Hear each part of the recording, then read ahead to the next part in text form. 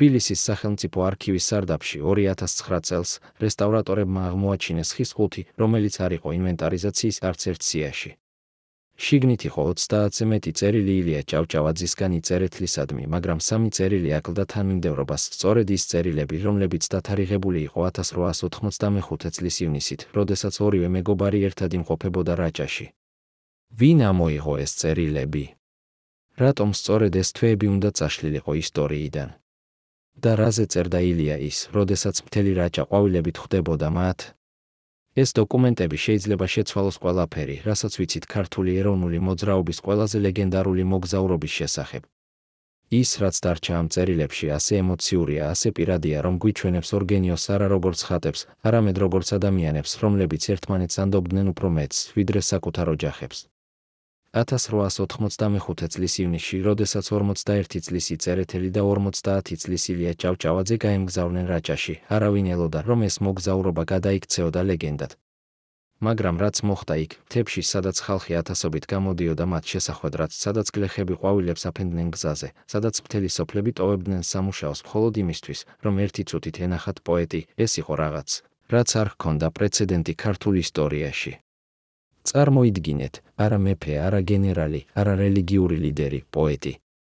ადამიანი, რომელსაც არ ჰქონდა არმია, არ ჰქონდა ხაზინა, არ ჰქონდა ტახტი. მაგრამ ჰქონდა რაღაც უფრო ძლიერი, ხალხის სიყვარული, რომელიც არ საჭიროებდა არც კანონს, არც ბრძანებას, არც შიშს. რა იყო ამ ადამიანში, რომ მთელი რეგიონი ქცეულიყო ერთ დიდ სალოცავად მისი სახელისა? რატომ ატიროდნენ გლეხები, როდესაც ის გადიოდა მათ სოფლებში? რატომ ამბობდნენ მოხუცები, რომ ამ ადამიანის ხმა უფრო ლამაზი იყო, ვიდრე ეკლესიის ზარები? და რატომ 1895 წლის ივნისის შემდეგ ილია ჭავჭავაძემ დაწერა თავის პირად დღიურში, დღეს ვნახე, როგორ უყვარს ხალხს ერთი ადამიანი. ეს არ იყო პატივისცემა. ეს იყო ლოცვა.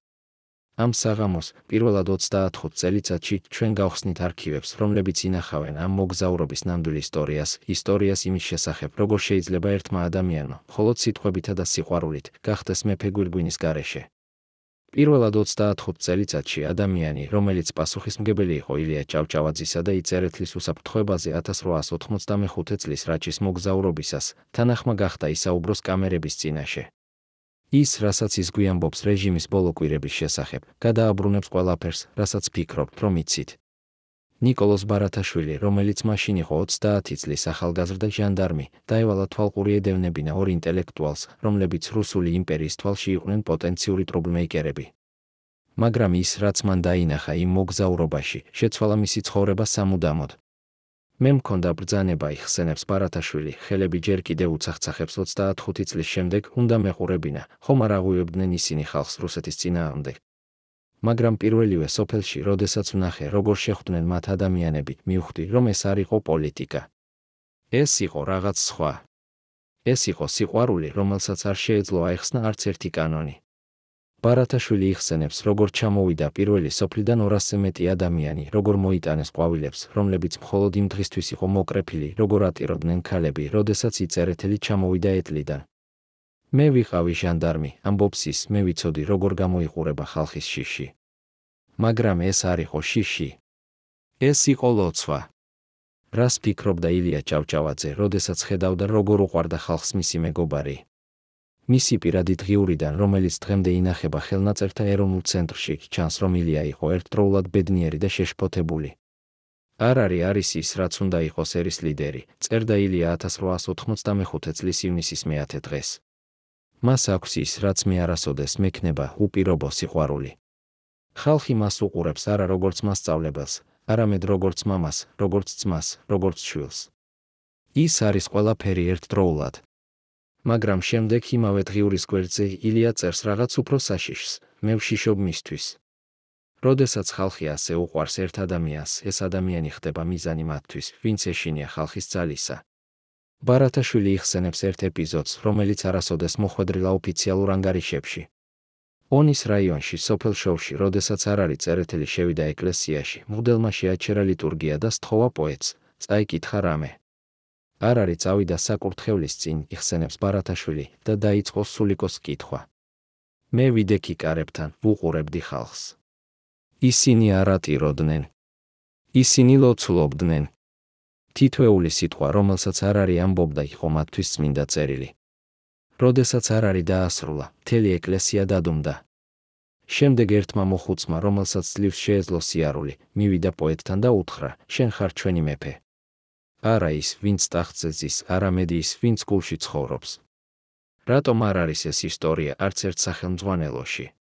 რატომ, როდესაც საუბრობენ არარი წერეთელზე, ყოველთვის ახსენებენ მის პოეზიას, მაგრამ არასოდეს მის უნარს ეყვარა და ეყვარებინა? და რატომ 1895 წლის ივნისის შემდეგ რუსული იმპერიის ჟანდარმერიამ გააძლიერა თვალთვალი არარი წერეთელზე, მიუხედავად იმისა, რომ მას არასოდეს არ უთქვამს არაფერი პოლიტიკური? იქნებ სწორედ ეს იყო საშიში, არა ის, რასაც ამბობდა, არამედ ის, თუ როგორ უყვარდა მას ხალხი. ერთი კვირით ადრე, ვიდრე არარი წერეთელი და ილია ჭავჭავაძე დაიწყებდნენ თავიანთ ლეგენდარულ მოგზაურობას რაჭაში, თბილისში მოხდა რაღაც, რაც არასოდეს მოხვედრილა ოფიციალურ ქრონიკებში. ღამის 2 საათზე უცნობი ადამიანი შევიდა არარის სახლში. არავინ იცის, ვინ იყო ეს ადამიანი, არც მსახურებმა ვერ დაინახეს მისი სახე, რადგან ის ატარებდა ბურკას. მან გაატარა 1 საათი არარის კაბინეტში და როდესაც გავიდა, არავინ დაესალმა. მოწმეები ამბობენ, რომ იმ საუბრის შემდეგ არარი გამოვიდა კაბინეტიდან თეთრი როგორც ქაღალდი. მან დაუძახა თავის ყველაზე ახლო მეგობარს, დიმიტრი კიფიანს და უთხრა: ისინი იციან. ისინი იციან ყველაფერი. რას იცოდნენ? ვინ იყო ეს ადამიანი, რუსული იმპერიის აგენტი, ოსმალეთის მოციქული, თუ ვინმე ბევრად უფრო ძლიერი? და რატომ იმ საუბრის შემდეგ არარი წერეთელმა გადაწყვიტა, რომ მაინც წავიდოდა რაჭაში, მიუხედავად იმისა, რომ ცხადად ეშინოდა? დიმიტრი კიფიანის შთამომავლები ინახავენ ერთ წერილს, რომელიც არარიმ დაუწერა კიფიანს იმ ღამის შემდეგ. ამ წერილში, რომელიც არასოდეს გამოქვეყნებულა, არარი წერს: მეგობარო ჩემო, თუ რამე მომხდება, იცოდე, რომ მე ვიცოდი. მე ვიცოდი, რომ ისინი მიყურებენ. მე ვიცოდი, რომ ჩემი თითოეული სიტყვა, ჩემი თითოეული ნაბიჯი აღირიცხება. მაგრამ მე არ შემიძლია შევჩერდე. თუ მე შევჩერდები, მაშინ ისინი მოიგებენ. და თუ ისინი მოიგებენ, მაშინ ჩვენი ხალხი დაკარგავს იმას, რაც ყველაზე ძვირფასია, იმედს. რა იყო ეს საფრთხე, რომელსაც არარი ასე ნათლად გრძნობდა? რატომ გრძნობდა ის, რომ მისი თითოეული სიტყვა იყო საშიში იმათთვის, ვინც ხელისუფლებაში იყო? არქივებში, რომლებიც ინახება რუსეთის სახელმწიფო ისტორიულ არქივში სანქტ-პეტერბურგში, არსებობს საიდუმლო ანგარიში 1895 წლის მაისიდან. ამ ანგარიშში, რომელიც მოაწერა ხელი გენერალ-გუბერნატორმა ალექსანდრე დონდუკოვ-კორსაკოვმა, წერია: პოეტი წერეთელი წარმოადგენს საფრთხეს არა იმიტომ, რომ ის ლაპარაკობს რევოლუციაზე, არამედ იმიტომ, რომ ის ლაპარაკობს სიყვარულზე. როდესაც ხალხი უყვარს ერთ ადამიანს ისე, როგორც ქართველები უყვარდებიან წერეთელს, ეს ადამიანი ხდება უფრო ძლიერი ვიდრე ნებისმიერი არმია. ჩვენ უნდა გავაკონტროლოთ ეს გავლენა, სანამ ის გახდება საშიში. წარმოიდგინეთ, იმპერია, რომელსაც ჰქონდა მილიონობით ჯარისკაცი, ათასობით ციხე, უსასრულო რესურსები, ეშინოდა ერთი პოეტის, რომელსაც არ ჰქონდა არაფერი გარდა სიტყვებისა და ხალხის სიყვარულისა. მაგრამ ყველაზე საინტერესო ნაწილი ამ ანგარიშისა არის ბოლო აბზაცი, რომელიც დაიწერა წითელი მელნით: თუ წერეთელი გააგრძელებს თავისი მოგზაურობები რეგიონებში, ჩვენ უნდა მოვემზადოთ ალტერნატიული ღონისძიებებისთვის. ხალხი არ უნდა ჰქონდეს გმირი, რომელიც არ არის კონტროლირებადი. რას ნიშნავდა ალტერნატიული ღონისძიებები? რატომ 1895 წლის ივნისის შემდეგ არარი წერეთელმა შეწყვიტა თავისი საჯარო გამოსვლები თითქმის 1 წლით? და რატომ, როდესაც ის დაბრუნდა საჯარო ცხოვრებაში, ის იყო უფრო ფრთხილი, უფრო შეზღუდული, თითქოს ვიღაც უთხრა მას, რომ ზღვარი იყო გადალახული? დღეს პირველად ჩვენ გვაქვს წვდომა იმ დოკუმენტებზე, რომლებიც აჩვენებს, რა ხდებოდა იმ ღამით საუბრის შემდეგ. ჩვენ ვიცით, ვინ იყო ის უცნობი ვიზიტორი. ჩვენ ვიცით, რა უთხრა მან არარის. და ჩვენ ვიცით, რატომ გადაწყვიტა არარიმ, რომ მაინც წავიდოდა რაჭაში, მიუხედავად საფრთხისა. ეს არის ისტორია იმის შესახებ, როგორ შეიძლება სიყვარული გახდეს საშიში იარაღი. როგორ შეიძლება ერთმა ადამიანმა, რომელსაც არ სურს ხელისუფლება, გახდეს უფრო ძლიერი ვიდრე ის, ვისაც აქვს ყველა ხელისუფლება. და როგორ შეიძლება იმპერია, რომელიც აკონტროლებს ყველაფერს, ვერ აკონტროლოს ერთადერთ რამეს, ადამიანის გულს, რომელიც უყვარს თავისი ხალხი. ბოლო წუთამდე ვიფიქრე, რომ ჩვენ გადავრჩებოდით, ამბობს ყოფილი ოფიცერი არარი წერეთლის პირადი დაცვიდან, ხელები ჯერ კიდევ უცახცახებს 35 წლის შემდეგ. რას იცოდა ეს ადამიანი? რასაც ჩვენ არ ვიცით? ამ საღამოს სამი ყოფილი წევრი არ არის შინაგანი წრიდან საუბრობენ პირველად იმ საიდუმლოებებზე, რომლებიც ათწლეულების განმავლობაში ინახავდნენ. მათი გამოცხადებები შეცვლის ყველაფერს, რასაც ფიქრობთ, რომ იცით რეჟიმის ბოლო დღეების შესახებ. გიორგი ჯავახიშვილი, რომელიც 1895 წლის ივნისში იყო არ არის პირადი მდივანი, იხსენებს, როგორ შეიცვალა ყველაფერი იმ ღამის შემდეგ, როდესაც უცნობი ვიზიტორი მოვიდა. არ არის იყო ადამიანი, რომელიც არასოდეს ეშინოდა, ამბობს ჯავახიშვილი, ხმა უცახცახებს. მაგრამ იმ ღამის შემდეგ მე ვნახე მის თვალებში რაღაც, რაც არასოდეს მინახავს, არა შიში, არამედ გაგება იმისა, რომ თამაში შეიცვალა. ჯავახიშვილი იხსენებს, როგორ დაუძახა არ არის მას იმ ღამის შემდეგ და უთხრა: გიორგი, მე უნდა წავიდე რაჭაში. არა იმიტომ, რომ მინდა, არამედ იმიტომ, რომ თუ არ წავალ, მაშინ ისინი მოიგებენ. და თუ ისინი მოიგებენ, მაშინ ჩვენი ხალხი დაკარგავს იმას, რაც ყველაზე ძვირფასია. რას ნიშნავდა ეს? რატომ გრძნობდა არ არის, რომ მისი მოგზაურობა რაჭაში იყო არა მხოლოდ ვიზიტი, არამედ რაღაც ბევრად უფრო მნიშვნელოვანი, აქტი წინააღმდეგობისა, დემონსტრაცია იმისა, რომ სიყვარული უფრო ძლიერია ვიდრე შიში. მეორე მოწმე, ვასილ ბარამიძე, რომელიც იყო არ არის უსაფრთხოების უფროსი, იხსენებს, როგორ მოამზადეს მოგზაურობა. ჩვენ ვიცოდით, რომ რუსული იმპერიის აგენტები მიყვებოდნენ ყოველ ნაბიჯს, ამბობს ბარამიძე. მაგრამ არ არის მითხრა: ვასილ, თუ ისინი მინახავენ, როგორ მიყვარს ჩემი ხალხი, მაშინ ისინი ნახავენ, რატომ ვერასოდეს მოიგებენ. მესამე მოწმე, ელენე ჭავჭავაძე, ილია ჭავჭავაძის შვილიშვილი, რომელმაც იპოვა თავისი ბაბუის პირადი დღიური 2009 წელს, იხსენებს ერთ ჩანაწერს, რომელიც არასოდეს გამოქვეყნებულა. ბაბუა წერდა, ამბობს ელენე, ხმა ემოციით სავსე, რომ არ არის იყო ადამიანი, რომელსაც შეეძლო შეეყვარებინა ყველას, არა იმიტომ, რომ ის ცდილობდა, არამედ იმიტომ, რომ ის არ იცოდა, როგორ არ უყვარდეს. ბაბუა წერდა, როდესაც არ არის საუბრობს ხალხთან, ის არ ლაპარაკობს როგორც მასწავლებელი, არამედ როგორც მეგობარი, როგორც ძმა, როგორც მამა. თითოეული ადამიანი გრძნობს, რომ არ არის ლაპარაკობს პირდაპირ მის გულთან. მაგრამ შემდეგ იმავე დღიურის გვერდზე ილია წერს რაღაც, რაც აჩვენებს, რამდენად ღრმად ესმოდა მას საფრთხე. მე ვშიშობ, რომ არ არის სიყვარული გახდება მისი წყევლა. როდესაც იმპერია ხედავს, რომ ერთი ადამიანი შეუძლია გააერთიანოს ხალხი მხოლოდ სიყვარულით, ეს იმპერია გააკეთებს ყველაფერს, რომ ეს ადამიანი გაქრეს. რატომ ინახავდნენ ამ მოწმეებმა ამ საიდუმლოებებს 25 წლის განმავლობაში? რას ეშინოდათ? და რატომ ახლა, როდესაც ისინი საუბრობენ, მათი ხმები ჯერ კიდევ უცახცახებთ, თითქოს ის საფრთხე, რომელიც არ არის ემუქრებოდა, ჯერ კიდევ არსებობს. ელენე ჭავჭავაძე ამბობს, ჩემი ბაბუა წერდა, რომ არ არის იყო ადამიანი, რომელიც არასოდეს ეძებდა ხელისუფლებას, მაგრამ სწორედ ამიტომ ჰქონდა ყველაზე დიდი ძალა. ხალხი მას არ ემორჩილებოდა, ხალხი მას უყვარდა. და ეს იყო ის, რაც იმპერიას ყველაზე მეტად ეშინოდა. იქნებ სწორედ ამიტომ 1895 წლის ივნისის შემდეგ რუსულმა იმპერიამ გააძლიერა თვალთვალი არა მხოლოდ არ არისზე, არამედ ყველაზე, ვინც ოდესმე ესაუბრა მას. იქნებ სწორედ ამიტომ დღესაც, როდესაც ეს მოწმეები საუბრობენ, ისინი უყურებენ გარშემო, თითქოს ვიღაც ჯერ კიდევ უსმენს. წარმოიდგინეთ, რომ არ არის წერეთელი ხარჯავდა ერთ თვეში იმდენს, რამდენსაც საშუალო გლეხი გამოიმუშავებდა მთელი წლის განმავლობაში. მაგრამ არა იმიტომ, რომ ის ყიდულობდა ოქროს, ბრილიანტებს თუ სასახლეებს. არ არის ხარჯავდა ფულს წიგნებზე, სკოლებზე, ღარიბი სტუდენტების სტიპენდიებზე. 1895 წლის ივნისში, როდესაც ის მოგზაურობდა რაჭაში, მან თან წაიღო არა ოქროს ჯაჭვები თუ ძვირფასი ტანსაცმელი, არამედ 200 წიგნი, რომლებიც უნდა გაეცა სოფლის სკოლებისთვის. ფინანსური დოკუმენტები, რომლებიც ინახება საქართველოს ეროვნულ არქივში, აჩვენებს, რომ არ არის წერეთელი ხარჯავდა თვეში დაახლოებით 200 რუბლს, თანხა, რომელიც იმ დროს იყო უზარმაზარი. მაგრამ ამ 200 რუბლიდან მხოლოდ 10 რუბლი იყო მისი პირადი ხარჯები.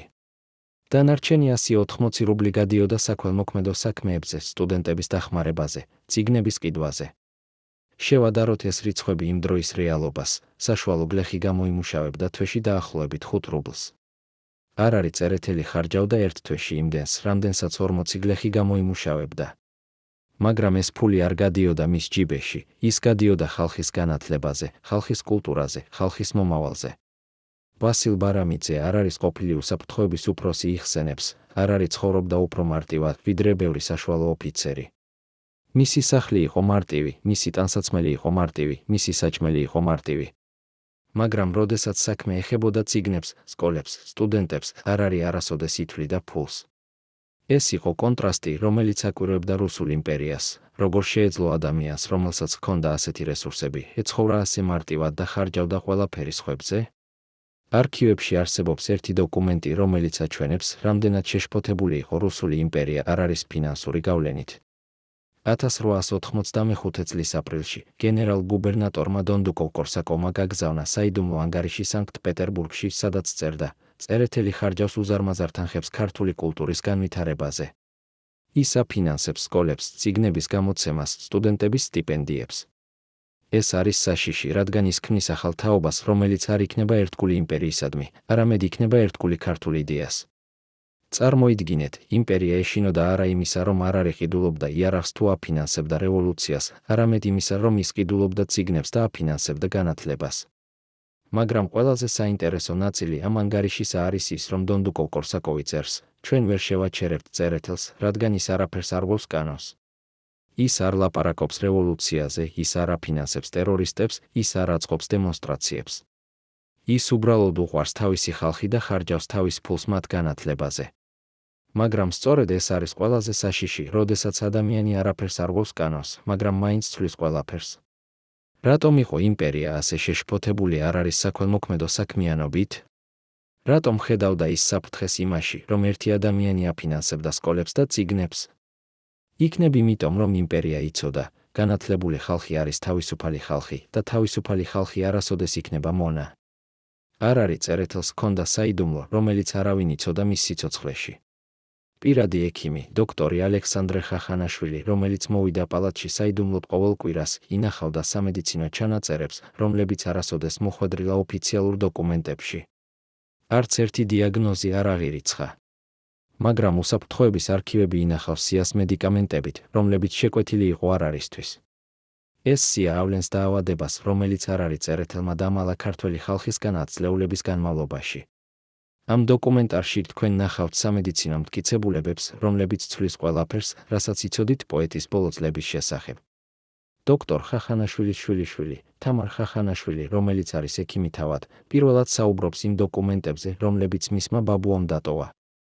ჩემი ბაბუა აწერდა ყველაფერს, ამბობს თამარ ხახანაშვილი, ხელში უჭირავს ძველი ნოტარული წიგნი. მან დატოვა დეტალური ჩანაწერები არ არის ჯანმრთელობის შესახებ, დაწყებული 1870 წლიდან. ამ ჩანაწერებიდან ჩანს, რომ არ არის იტანჯებოდა ქრონიკული გულის დაავადებით, რომელიც მაშინ არ იყო სამკურნალო. ბაბუა წერდა, რომ არ არის იცოდა თავისი მდგომარეობის შესახებ, მაგრამ არასოდეს უთქვამს არავისთვის, რადგან არ სურდა, რომ ხალხი შეშფოთებულიყო. ეს ნიშნავს, რომ არ არის წერეთელი, როდესაც მოგზაურობდა რაჭაში 1895 წლის ივნისში, იცოდა, რომ მისი გული იყო სუსტი, რომ ყოველი მოგზაურობა იყო რისკი. მაგრამ მაინც წავიდა. რატომ? სამედიცინო ჩანაწერები აჩვენებს, რომ არ არის იღებდა მედიკამენტებს გულის ტკივილისთვის, რომლებიც იმ დროს იყო ძალიან იშვიათი და ძვირი. ეს მედიკამენტები შემოდიოდა გერმანიიდან და არ არის ხარჯავდა თვეში დაახლოებით 30 რუბლს მხოლოდ ამ მედიკამენტებზე, თანხა რომელიც იყო 6 გლეხის თვიური ხელფასი. მაგრამ არ არის არასოდეს უჩივლია. დოქტორ ხახანაშვილის ჩანაწერებში არის ერთი ფრაზა, რომელიც აჩვენებს არ არის ხასიათს, პაციენტი წერეთელი უარს ამბობს დასვენებაზე. ის ამბობს, რომ მას აქვს ძალიან ბევრი საქმე, რომ დაასრულოს და რომ დრო არ აქვს დაავადებისთვის. წარმოიდგინეთ, ადამიანი, რომელიც იცოდა, რომ მისი გული იყო სუსტი, რომელიც იცოდა, რომ ყოველი დღე შეიძლება იყოს ბოლო, მაინც აგრძელებდა მუშაობას, მოგზაურობას, ხალხთან შეხვედრებს. თამარ ხახანაშვილი აჩვენებს ერთ დოკუმენტს, რომელიც დათარიღებულია 1895 წლის მაისით, ზუსტად ერთი თვით ადრე, ვიდრე არ არის წავიდოდა რაჭაში. ამ დოკუმენტში დოქტორი ხახანაშვილი წერს, დღეს ვუთხარი პაციენტ წერეთელს, რომ მისი გული არის ძალიან სუსტი და რომ ნებისმიერი ფიზიკური დატვირთვა შეიძლება იყოს საშიში. ვურჩიე, რომ გააუქმოს მოგზაურობა რაჭაში. მან მითხრა, დოქტორო, თუ მე არ წავალ, მაშინ ჩემი გული მოკვდება არა იმიტომ, რომ ის სუსტია, არამედ იმიტომ, რომ ის დაკარგავს მიზანს. მე უნდა წავიდე, რადგან ჩემი ხალხი მელოდება. ეს იყო არ არის წერეთელი, ადამიანი, რომელიც აირჩია თავისი ხალხის სიყვარული საკუთარ ჯანმრთელობაზე მაღლა. მაგრამ ყველაზე საიდუმლო ნაწილი ამ სამედიცინო ჩანაწერებისა არის ის, რომ დოქტორი ხახანაშვილი წერს, მე ვეჭვობ, რომ პაციენტი წერეთელი იცის, რომ მას დარჩენია ძალიან ცოტა დრო. მაგრამ ის არ ლაპარაკობს ამაზე. ის უბრალოდ აგრძელებს მუშაობას, თითქოს მას აქვს მთელი სიცოცხლე წინ. ეს არის ყველაზე მამაცი ადამიანი, რომელიც ოდესმე შემხვედრია. რატომ დამალა არ არის თავისი დაავადება? რატომ არ უთხრა თავის ყველაზე ახლო მეგობრებს, თუნდაც ილია ჭავჭავაძეს? იქნებ იმიტომ, რომ ის არ სურდა, რომ ხალხი მას ენახა როგორც სუსტს, როგორც დაავადებულს. იქნებ იმიტომ, რომ ის იცოდა, თუ ხალხი გაიგებდა, რომ მისი გული იყო სუსტი, ისინი შეეცდებოდნენ შეეჩერებინათ ის და არ სურდა შეჩერება. იქნებ სწორედ ამიტომ, როდესაც მოგზაურობდა რაჭაში, ის იყო ასე ბედნიერი, ასე სავსე ენერგიით, რადგან ის იცოდა, რომ ეს შეიძლება იყოს მისი ბოლო შანსი, რომ ენახა თავისი ხალხის სიყვარული.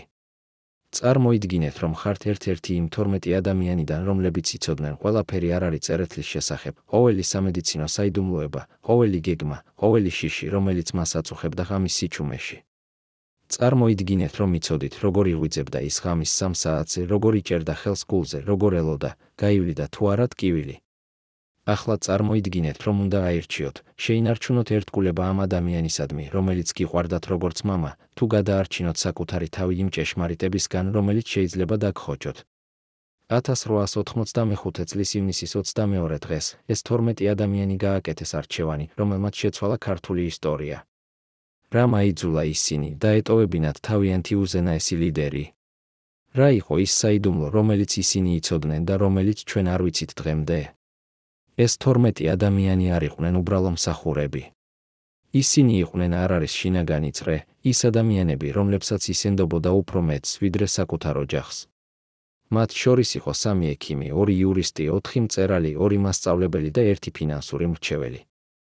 თითოეული მათგანი იცოდა რაღაც, რაც სხვებმა არ იცოდნენ.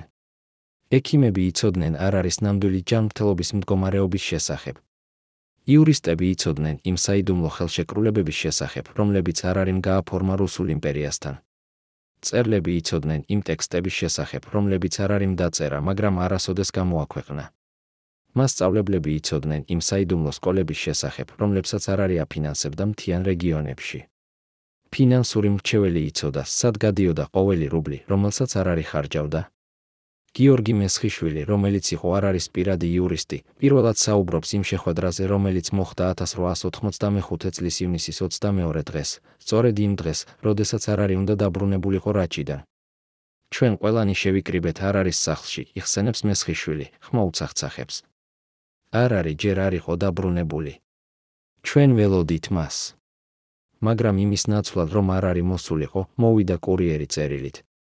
წერილში არ არის წერდა, რომ ის დაგვიანდებოდა 1 კვირით, რადგან სურდა მეტი დრო გაეტარებინა რაჭის სოფლებში. მაგრამ ამ წერილში იყო რაღაც უცნაური, არ არის ხელწერა იყო განსხვავებული, თითქოს ის წერდა ძალიან სწრაფად, ან თითქოს ის წერდა ვიღაცისთან დასწრებით, ვინც არ უნდა ენახა, რას წერდა.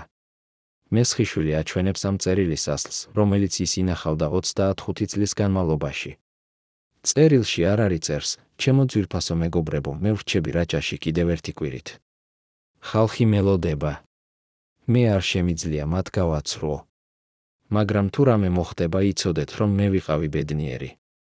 მე ვიცოდი, რომ ჩემი დრო იყო შეზღუდული, მაგრამ მე გამოვიყენე ყოველი წუთი იმისთვის, რომ მეყვარა ჩემი ხალხი. ეს არის ყველაფერი, რაც მნიშვნელოვანია. რატომ წერდა არ არის ასე, თითქოს ისე მშვიდობებოდა? რა იცოდა ის, რასაც ჩვენ არ ვიცით? და რატომ იმ წერილის მიღების შემდეგ 12 ადამიანმა გადაწყვიტა, რომ დაელოდა კიდევ 1 კვირა, მიუხედავად იმისა, რომ მათ გრძნობდნენ, რომ რაღაც არ იყო სწორი. უსაფრთხოების სამსახური არ არის წერეთლისა ინახავდა საიდუმლო დოსიეებს კოდით 0544 დოსიეებს იმდენად საიდუმლოებრივს, რომ არსებობდა მხოლოდ 3 ასლი მთელ ქვეყანაში. ამ დოსიეებში იყო ინფორმაცია არ არის ნამდვილი ჯანმრთელობის მდგომარეობის შესახებ, მისი საიდუმლო შეხვედრების შესახებ რუსული იმპერიის წარმომადგენლებთან და რაღაც ბევრად უფრო შოკის მომგვრელის შესახებ, არ არის ნამდვილი ურთიერთობები იმ ადამიანებთან, რომლებიც ოფიციალურად ითვლებოდნენ მისი მოწინააღმდეგეები. ეს დოსიეები განადგურდა სწორედ იმ დღეს, როდესაც არ არის წერეთელი დაბრუნდა რაჭიდან. რატომ? რას მალავდნენ ეს დოკუმენტები? და ვინ გადაწყვიტა, რომ ეს ინფორმაცია არასოდეს უნდა გახდეს საჯარო? ვასილ კვირიკაშვილი, რომელიც იყო პასუხისმგებელი არ არის პირადი არქივის დაცვაზე, პირველად საუბრობს იმ დღეზე, როდესაც მას უბრძანეს დოსიეების განადგურება. 1895 წლის ივნისის 27 დღეს იხსენებს კვირიკაშვილი, დილის 6 საათზე, ჩემთან მოვიდა არ არის პირადი მდივანი და მითხრა, რომ უნდა განვადგურო ყველა დოსიე კოდით 0544. მე ვკითხე რატომ. მან მითხრა, არ არის ბრძანებით. ეს დოკუმენტები შეიცავს ინფორმაციას, რომელიც შეიძლება იყოს საშიში ბევრი ადამიანისთვის. არ არის არ სურს, რომ ეს ინფორმაცია ოდესმე გახდეს საჯარო. კვირიკაშვილი იხსენებს, როგორ გახსნა ის დოსიეები ბოლო ერთხელ, სანამ მათ ცეცხლს მისცემდა. პირველ დოსიეში იყო სამედიცინო ანგარიშები, ამბობს კვირიკაშვილი. მე ვნახე, რომ არ არის გული იყო ბევრად უფრო სუსტი, ვიდრე ვინმე ფიქრობდა. ექიმები წერდნენ, რომ არ არის დარჩენოდა და მაქსიმუმ 2 წელი. ეს იყო დაწერილი 1895 წლის იანვარში. ეს ნიშნავს, რომ როდესაც არ არის მოგზაურობდა რაჭაში, ის იცოდა, რომ მას დარჩენოდა მაქსიმუმ 1 წელი და 7 თვე. მაგრამ მეორე დოსიე იყო კიდევ უფრო შოკისმომგვრელი. იქ იყო წერილები არარისა და რუსული იმპერიის გენერალ-გუბერნატორის, დონდუკოვ-კორსაკოვის შორის. ამ წერილებში ისინი საუბრობდნენ არა როგორც მოწინააღმდეგეები, არამედ როგორც ადამიანები, რომლებიც ცდილობდნენ იპოვონ გზა, როგორ შეენარჩუნებინათ მშვიდობა ქართველ ხალხსა და რუსულ იმპერიას შორის. კვირიკაშვილი აჩვენებს ერთ გვერდს, რომელიც მან გადაიღო სანამ დოსიეებს ცეცხლს მისცემდა. ამ გვერდზე არ არის წერს დონდუკოვ-კორსაკოვს, თქვენი უპირატესობა, მე ვიცი, რომ თქვენ მიყურებთ როგორც საფრთხეს. მაგრამ მე არ ვარ თქვენი მოწინააღმდეგე. მე ვარ ჩემი ხალხის მეგობარი. მე არ მინდა რევოლუცია. მე მინდა განათლება, კულტურა, თავისუფლება ფიქრისა. თუ თქვენ მომცემთ ამ შესაძლებლობას, მე დაგპირდებით, რომ ჩემი ხალხი არასოდეს აიღებს იარაღს თქვენს წინააღმდეგ. ეს იყო არ არის წერეთელი, რომელსაც არავინ იცნობდა, არა რევოლუციონერი, არამედ დიპლომატი, რომელიც ცდილობდა იპოვოს გზა, როგორ გადაერჩინა თავისი ხალხი ომისგან. მაგრამ მესამე დოსიე იყო ყველაზე საიდუმლო. კვირიკაშვილი იხსენებს, იქ იყო სია ადამიანებით, რომლებიც არ არის ფიქრობდა, რომ იყვნენ რუსული იმპერიის აგენტები ქართულ ინტელექტუალურ წრეებში. ეს სია შეიცავდა 15 სახელს, გენერლების, მწერლების, მასწავლებლების სახელებს. არ არის წერდა თითოეული ადამიანის გვერდით, რატომ ეჩვობდა მათში. ზოგიერთი მათგანი იყო მისი ახლო მეგობრები. წარმოიდგინეთ, როგორ ცხოვრობდა არ არის, იცოდა, რომ მისი გარშემო იყვნენ ადამიანები, რომლებიც აცნობებდნენ მის ყოველ ნაბიჯს იმპერიას, მაგრამ მაინც აგრძელებდა მათთან მეგობრობას, თითქოს არაფერი არ იცოდა. რატომ განადგურდა ეს დოსიეები? რას ეშინოდა არ არის, რომ ეს ინფორმაცია გამოიწვევდა შურისძიებას, რომ ის გაანადგურებდა ადამიანებს, რომლებიც იძულებულნი იყვნენ ითანამშრომლონ იმპერიასთან. იქნებ სწორედ ამიტომ არ არის ბოლო ნება იყო, რომ ეს დოკუმენტები არასოდეს გახდეს საჯარო, რადგან ის არ სურდა, რომ მისი სიკვდილის შემდეგ დაწყებულიყო ნადირობა ღალატზე. ერთი კვირით ადრე, ვიდრე არ არის წერეთელი დაასრულებდა თავის ისტორიულ მოგზაურობას რაჭაში, თბილისში ჩამოვიდა უცნობი ადამიანი. ის ჩამოფრინდა ღამით, გაატარა 1 საათი საიდუმლო შეხვედრაზე და გაფრინდა ისე, რომ არავის დაესალმა.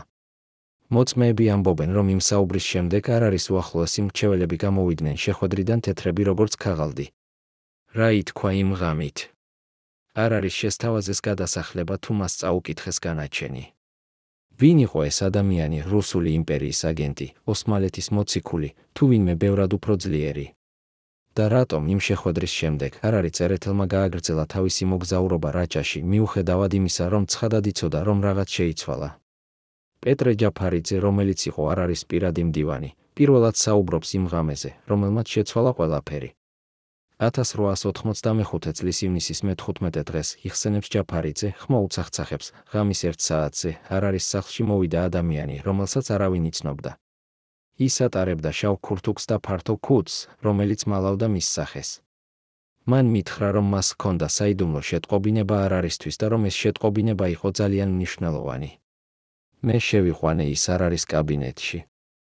ისინი საუბრობდნენ 1 საათის განმავლობაში. მე ვიდექი კარის გარეთ.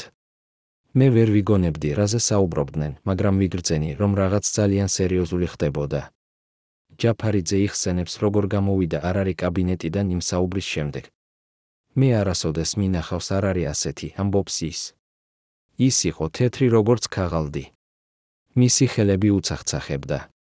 ის მივიდა ფანჯარასთან გახედა გარეთ და თქვა, პეტრე, ისინი იციან. ისინი იციან ყველაფერი. მაგრამ მე არ შემიძლია შევჩერდე. თუ მე შევჩერდები, მაშინ ისინი მოიგებენ. მე ვკითხე, რას ნიშნავდა ეს. არ არის მითხრა, ეს. ადამიანი იყო გაგზავნილი იმ ადამიანებისგან, რომლებიც ეშინიათ ჩემი გავლენისა. მათ მითხრეს, რომ თუ მე გავაგრძელებ ჩემს მოგზაურობებს, თუ მე გავაგრძელებ ხალხთან შეხვედრებს, მაშინ ისინი იძულებულნი იქნებიან მიიღონ ზომები. მაგრამ მე არ შემიძლია შევჩერდე. ჩემი ხალხი მელოდება. ჯაფარიძე აჩვენებს ერთ დოკუმენტს, რომელიც არ არის დაწერა იმ ღამის შემდეგ. ეს არის წერილი ილია ჭავჭავაძისადმი, რომელიც არასოდეს გაიგზავნა. ამ წერილში არ არის წერს, ჩემო ძვირფასო მეგობარო, დღეს მე მივიღე შეტყობინება, რომელიც მაძლევს გასაგებად, რომ ჩემი დრო იწურება. მე ვიცი, რომ ისინი მიყურებენ. მე ვიცი, რომ ისინი ელოდებიან შესაძლებლობას. მაგრამ მე არ შემიძლია შევჩერდე. თუ მე შევჩერდები, მაშინ ყველაფერი, რისთვისაც ვიბრძოდი, დაიკარგება. ჩემი ხალხი უნდა იცოდეს, რომ მე მათ მიყვარდით ბოლომდე. ეს არის ყველაფერი, რაც მნიშვნელოვანია. რატომ არ გაგზავნა, არ არის ეს წერილი? რას ეშინოდა, რომ ილია შეეცდებოდა შეეჩერებინა ის? რომ ეს წერილი შეიძლება ჩავარდნოდა არასწორ ხელებში? მაგრამ ყველაზე საიდუმლო ნაწილი ამ ისტორიისა არის ის, რომ ჯაფარიძე იხსენებს, როგორ უთხრა არ არის მას იმ ღამის შემდეგ, პეტრე, თუ რამე მომხდება, იცოდე, რომ მე ვიყავი ბედნიერი. მე ვიცოდი, რომ ჩემი დრო იყო შეზღუდული, მაგრამ მე გამოვიყენე ყოველი წუთი იმისთვის, რომ მეყვარა ჩემი ხალხი. ეს არის ყველაფერი, რაც ადამიანს სჭირდება, იცოდეს, რომ მას უყვარდა და რომ მას უყვარდნენ. ეს იყო არ არის წერეთელი, ადამიანი, რომელიც იცოდა, რომ საფრთხე იყო ახლოს, მაგრამ აირჩია სიყვარული შიშზე მაღლა. ადამიანი, რომელიც იცოდა, რომ მისი თითოეული სიტყვა, მისი თითოეული ნაბიჯი აღირიცხებოდა, მაგრამ მაინც აგრძელებდა, რადგან მისთვის ყველაზე მნიშვნელოვანი იყო არა საკუთარი უსაფრთხოება, არამედ მისი ხალხის იმედი. რატომ არის ეს ისტორია ასე ძლიერი? რატომ, როდესაც ჩვენ ვისმენთ მას დღეს, ჩვენ გვგრძნობთ, რომ არ არის წერეთელი არ იყო უბრალოდ პოეტი, არამედ იყო რაღაც ბევრად უფრო დიდი სიმბოლო იმისა, რომ სიყვარული ყოველთვის არის უფრო ძლიერი ვიდრე შიში. ფიქრობთ, რომ იცით არ არის წერეთლის ისტორია. ფიქრობთ, რომ გესმით, რატომ უყვარდა მას ხალხი ისე, როგორც არავის უყვარებია. მაშინ მოემზადეთ იმისთვის, რომ გაიგოთ ის, რაც არასოდეს ითქვა.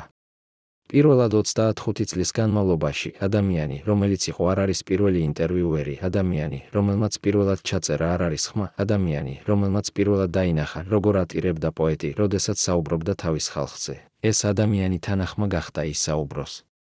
მიხეილ ჯავახიშვილი, რომელიც 1870 წელს იყო ახალგაზრდა ჟურნალისტი, იხსენებს იმ დღეს, როდესაც პირველად შეხვდა არ არის.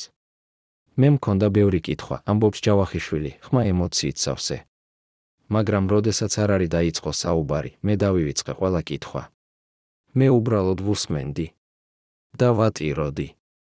ჯავახიშვილი იხსენებს, როგორ გკითხა არ არის, რატომ გიყვართ თქვენი ხალხი ასე ძლიერად, არ არის გაიღიმა და უთხრა, მიხეილ, როგორ შეიძლება არ გიყვარდეს ის, ვინც შენ შექმნა? ჩემი ხალხი არ არის უბრალოდ ხალხი. ისინი არიან ჩემი სული, ჩემი გული, ჩემი სუნთქვა. როდესაც მე ვხედავ გლეხს, რომელიც მუშაობს მინდვრებში, მე ვხედავ ჩემს მამას. როდესაც მე ვხედავ დედას, რომელიც ატარებს თავის შვილს, მე ვხედავ ჩემს დედას. როდესაც მე ვხედავ ბავშვს, რომელიც სწავლობს წიგნს, მე ვხედავ ჩემს თავს. როგორ შეიძლება არ გიყვარდეს ის, რაც შენ ხარ? ჯავახიშვილი ამბობს, რომ იმ მომენტში მან მიხვდა, არ არისო უბრალოდ პოეტი. ის იყო სარკე, რომელშიც ყოველი ქართველი ხედავდა საკუთარ თავს. მაგრამ ყველაზე ძლიერი ნაწილი იმ ინტერვიუსი იყო, როდესაც ჯავახიშვილმა ჰკითხა, რას გრძნობთ, როდესაც ხედავთ, როგორ გიყვარდებათ ხალხი, არ არიდუმდა რამდენიმე წუთს, შემდეგ თქვა, მე ვგრძნობ შიშს. არა შიშს ჩემთვის, არამედ შიშს მათთვის. რადგან მე ვიცი, რომ როდესაც ხალხი ასე უყვარს ერთ ადამიანს, ეს ადამიანი ხდება მიზანი მათთვის, ვინც ეშინია ხალხის ძალისა. მე ვიცი, რომ ჩემი სიყვარული ჩემი ხალხისადმი შეიძლება გახდეს ჩემი წყევლა. მაგრამ მე არ შემიძლია შევჩერდე. რადგან თუ მე შევჩერდები სიყვარულში, მაშინ მე შევჩერდები სიცოცხლეში. ჯავახიშვილი ამბობს, რომ იმ სიტყვების შემდეგ ის გაიგო, არ არის იცოდა თავისი ბედი. ის იცოდა, რომ მისი სიყვარული იყო საშიში იმათთვის, ვინც ხელისუფლებაში იყო. მაგრამ ის აირჩია სიყვარული საკუთარ უსაფრთხოებაზე მაღლა. ჯავახიშვილი აჩვენებს ძველ ჩანაწერს, რომელიც მან ინახავდა 25 წლის განმავლობაში. ამ ჩანაწერში არ არის ხმა ამბობს, ჩემო ძვირფასო ქართველებო, თუ თქვენ მისმენთ ამ სიტყვებს, იცოდეთ, რომ მე გიყვარდით არა იმიტომ, რომ თქვენ სრულყოფილები ხართ, არამედ იმიტომ, რომ თქვენ ჩემი ხართ. თქვენ ხართ ჩემი ოჯახი, ჩემი სახლი, ჩემი სამშობლო. და არაფერი ამ სამყაროში არ არის უფრო ძვირფასი, ვიდრე ის, რაც შენი სახლია. რატომ ინახავდა ჯავახიშვილმა ეს ჩანაწერი ასე დიდ ხანს? რას ეშინოდა, რომ ეს სიტყვები იყო ძალიან ძლიერი, ძალიან საშიში. იქნებ სწორედ ამიტომ დღეს, როდესაც ჩვენ ვისმენთ არ არის ხმას, ჩვენ გვგრძნობთ, რომ ეს არ არის უბრალოდ სიტყვები, ეს არის ლოცვა, ეს არის სიყვარულის აღიარება, რომელიც არასოდეს მოძველდება. 1895 წლის ივნისის 27 დღეს, როდესაც არ არის წერეთელი დაბრუნდა რაჭიდან, მოხდა რაღაც, რაც შეცვალა ყველაფერი. არ არის უახლოესმა მეგობარმა, დიმიტრი ყიფიანმა, რომელსაც არ არის ენდობოდა უფრო მეც, ვიდრე საკუთარ ძმას, გააკეთა რაღაც, რაც არავინ ელოდა.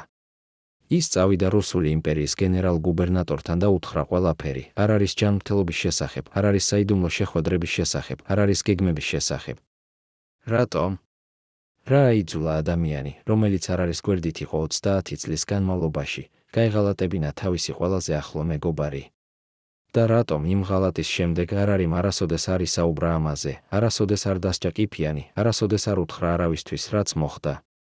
ნინო ყიფიანი, დიმიტრი ყიფიანის შვილიშვილი, პირველად საუბრობს იმ საიდუმლოებაზე, რომელიც მისმა ოჯახმა ინახა 35 წლის განმავლობაში.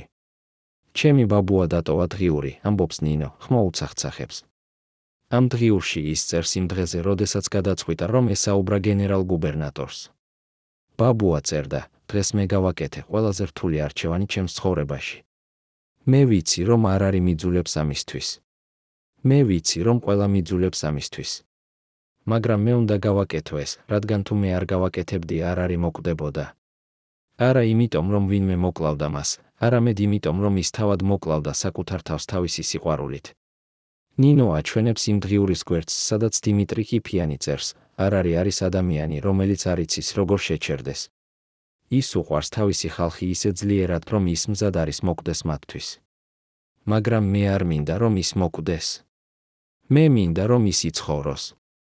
და ერთადერთი გზა, რომ ის იცხოვროს, არის ის, რომ მე ვუთხრა გენერალ-გუბერნატორს ყველაფერი. მე ვუთხარი მას არ არის ჯანმრთელობის შესახებ. მე ვუთხარი მას, რომ არ არის საფრთხე, რომ ის უბრალოდ უყვარს თავისი ხალხი. მე ვთხოვე მას, რომ დაეტოვებინა არ არის მშვიდობაში. და გენერალ-გუბერნატორმა დამპირდა. მაგრამ ფასად არ არის უნდა შეწყვიტოს თავისი საჯარო გამოსვლები 1 წლით. ნინო იხსენებს, როგორ უთხრა მისმა ბაბუამ არ არის იმ შეთანხმების შესახებ. არ არის გაბრაზდა, ამბობს ნინო. ის უთხრა ბაბუას, დიმიტრი, შენ არ გქონდა უფლება, გაიკეთებინა ეს ჩემი თანხმობის გარეშე. მაგრამ შემდეგ არ არის დაინახა როგორ ატიროდა ბაბუა და მიხვდა, ბაბუამ გააკეთა ეს არა იმიტომ, რომ სურდა მისი ღალატი, არამედ იმიტომ, რომ სურდა მისი გადარჩენა. არ არის ჩაეხუტა ბაბუას და უთხრა, დიმიტრი, შენ ხარ ჩემი ძმა. და მე ვიცი, რომ შენ გააკეთე ეს სიყვარულიდან. მაგრამ იცოდე, 1 წელი ჩემი ხალხისგან მოშორებით არის უარესი, ვიდრე სიკვდილი. ეს იყო არ არის წერეთელი, ადამიანი, რომელიც აპატია თავის მეგობარს, რომელმაც გაღალატა მას, რადგან მან იცოდა, რომ ეს ღალატი იყო სიყვარულის აქტი. მაგრამ ყველაზე საინტერესო ნაწილი ამ ისტორიისა არის ის, რომ დიმიტრი ყიფიანი წერს თავის დღიურში, არ არის დამპირდა, რომ ის დაელოდება 1 წელს. მაგრამ მან ასევე მითხრა, დიმიტრი, ეს 1 წელი იქნება ყველაზე რთული წელი ჩემს ცხოვრებაში. არა იმიტომ, რომ მე ვიქნები მარტო, არამედ იმიტომ, რომ ჩემი ხალხი იფიქრებს, რომ მე დავივიწყე მათ. მაგრამ მე არასოდეს დავივიწყებ მათ. და როდესაც ეს 1 წელი გავა, მე დაუბრუნდები. და მე ვიქნები უფრო ძლიერი, ვიდრე ოდეს მე ვიყავი. რატომ არ დაბრუნდა არ არის იმ 1 წლის შემდეგ? რა მოხდა იმ წელიწადში, რამაც შეცვალა ყველაფერი? და რატომ დღეს, როდესაც ჩვენ ვკითხულობთ დიმიტრი ყიფიანის დღიურს, ჩვენ გვგრძნობთ, რომ ეს ღალატი არ იყო ღალატი, ეს იყო სიყვარულის ყველაზე დიდი მტკიცებულება? არ არის პირად სეიფში იპოვეს ქაღალდის ნაჭერი, დაწერილი ხელით. ეს არ იყო სასყიდლო სია, არამედ სახელების სია, 15 გენერლისა და ახლო ადამიანის სახელი, რომლებიც უნდა მოეშორებინათ დღესასწაულების შემდეგ. ეს ქაღალდის ნაჭერი ხსნის ყველაფერს. როდესაც არ არის უახლოესმა ადამიანებმა დაინახეს ეს სია, მათ მიხვდეს, ან ის, ან ჩვენ. იყო მათი ღალატი გმირობის აქტი თუ უბრალოდ სასოწარკვეთილი ბრძოლა გადარჩენისთვის. ეს სია, რომელიც ინახება საქართველოს ეროვნულ არქივში, აჩვენებს, რამდენად ღრმად იყო არ არის წერეთელი შეშფოთებული იმ ადამიანებით, რომლებიც მას გარს ერტყნენ. მაგრამ ეს სია არ იყო სიკვდილის სია, ეს იყო სია იმ ადამიანებისა, რომლებსაც არ არის ფიქრობდა, რომ სჭირდებოდათ დაცვა. ელენე მესხიშვილი, რომელიც არის ისტორიკოსი და რომელმაც იპოვა ეს დოკუმენტი 1009 წელს, ხსნის, როდესაც მე პირველად წავიკითხე ეს სია, მე ვიფიქრე, რომ ეს იყო სიკვდილის სია. მაგრამ როდესაც მე უფრო ყურადღებით შევისწავლე, მე მივხვდი, არ არის წერდა თითოეული სახელის გვერდით არა უნდა მოიშოროს, არამედ უნდა დაიცვას. არ არის იცოდა, რომ ეს ადამიანები იყვნენ საშიშროებაში. ის იცოდა, რომ რუსული იმპერია ეძებდა მიზეზს, რომ დაეპატიმრებინა ან მოეშორებინა ისინი. და არ არის ცდილობდა იპოვოს გზა, როგორ დაეცვა ისინი. ეს იყო არ არის წერეთელი, რომელსაც არავინ იცნობდა, არა მხოლოდ პოეტი, არამედ დამცველი, რომელიც ფიქრობდა თავისი ხალხის უსაფრთხოებაზე უფრო მეტს, ვიდრე საკუთარზე. მესხიშვილი აჩვენებს იმ დოკუმენტს, სადაც არ არის წერს თითოეული სახელის გვერდით დეტალურ ინსტრუქციებს. პირველი სახელის გვერდით ამბობს მესხიშვილი, არ არის წერს, ეს ადამიანი არის ძალიან ღია თავისი აზრების გამოხატვაში. მას სჭირდება ვინმე, ვინც ასწავლის, როგორ იყოს უფრო ფრთხილი. მეორე სახელის გვერდით, ეს ადამიანი არის ძალიან ახლოს რუსულ ოფიცრებთან. მას სჭირდება ვინმე, ვინც დაარწმუნებს, რომ ეს ახლობა შეიძლება იყოს საშიში. მესამე სახელის გვერდით, ეს ადამიანი არის ძალიან ღარიბი. მას სჭირდება ფინანსური დახმარება, რომ არ იძულებული იქნას გააკეთოს რაღაც, რასაც შემდეგ შეინანებს. ეს იყო არ არის ადამიანი, რომელიც ფიქრობდა ყველაზე, თუნდაც იმათზე, ვინც შეიძლება იყო მისი მოწინააღმდეგე. მაგრამ ყველაზე შოკის მომგვრელი ნაწილი ამ დოკუმენტისა არის ბოლო სახელის სიაში. მესხიშვილი ამბობს, ბოლო სახელის სიაში არის დიმიტრი ყიფიანი, არ არის ყველაზე ახლო მეგობარი, ის ადამიანი, რომელმაც შემდეგ გაღალატა არ არის.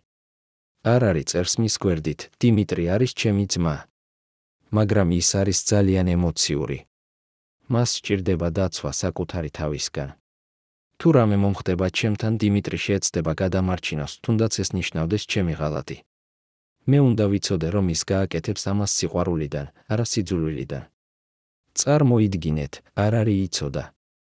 ის იცოდა, რომ მისი ყველაზე ახლო მეგობარი გაღალატებდა მას.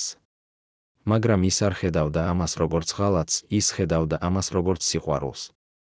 მესხიშვილი ამბობს, როდესაც მე წავიკითხე ეს სიტყვები, მე მივხვდი, არ არის წერეთელი იყო ადამიანი, რომელიც ესმოდა ადამიანური ბუნება უკეთ ვიდრე ვინმეს. ის იცოდა, რომ ადამიანები არ არიან სრულყოფილები. ის იცოდა, რომ ისინი აკეთებენ შეცდომებს. მაგრამ ის ასევე იცოდა, რომ უმეტესობა ამ შეცდომებისა კეთდება სიყვარულიდან, არა სიძულვილიდან. და ის აპატია ადამიანებს მათი შეცდომებისთვის, რადგან ის იცოდა, რომ პატიება არის ერთადერთი გზა, რომ შენარჩუნდეს სიყვარული.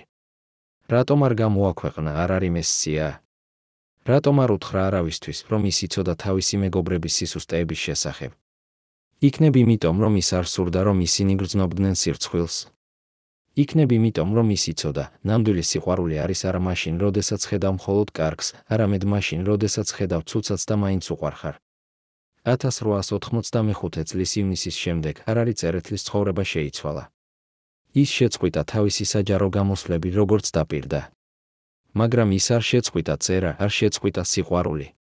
იმ ერთი წლის განმავლობაში, როდესაც არ არის იყო მოშორებული თავისი ხალხისგან, ის დაწერა თავისი ყველაზე ლამაზი ლექსები, რომლებიც საუბრობდნენ არა პოლიტიკაზე, არა რევოლუციაზე, არამედ სიყვარულზე, იმედზე, რწმენაზე.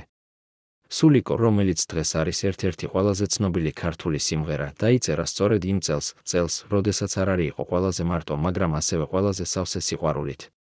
არ არის უახლოესი მეგობრები ამბობენ, რომ იმ წელს არ იყო უბედური. პირიქით, ის იყო მშვიდი, რადგან ის იცოდა, მისი სიყვარული მისი ხალხისადმი არ საჭიროებდა ფიზიკურ ყოფნას, ის ცხოვრობდა მის სიტყვებში, მის ლექსებში, მის სიმღერებში.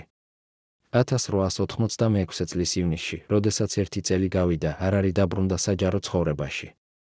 მაგრამ ის იყო განსხვავებული. ის იყო უფრო მშვიდი, უფრო ღრმა, უფრო სავსე გაგებით.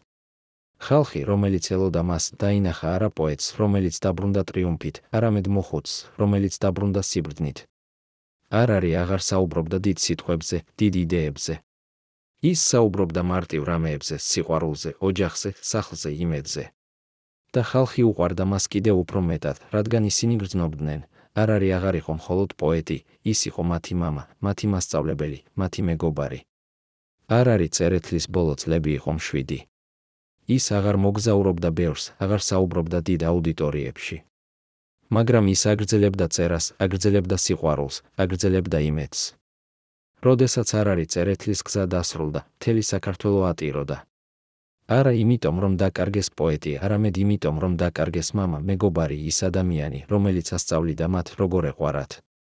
არ არის დაკრძალვაზე მოვიდა ათასობით ადამიანი, გლეხები, მასწავლებლები, მწერლები, მუშები. ისინი არ მოვიდნენ იმიტომ, რომ არ არის იყო ცნობილი. ისინი მოვიდნენ იმიტომ, რომ არ არის იყო მათი. ილია ჭავჭავაძემ, რომელიც დაკარგა თავისი ყველაზე ახლო მეგობარი, თქვა, არ არის უბრალოდ პოეტი. ის იყო სიყვარულის სიმბოლო. ის ასწავლიდა ჩვენ, რომ სიყვარული არის არა სისუსტე, არამედ ძალა. რომ სიყვარული არის არა ემოცია, არამედ არჩევანი.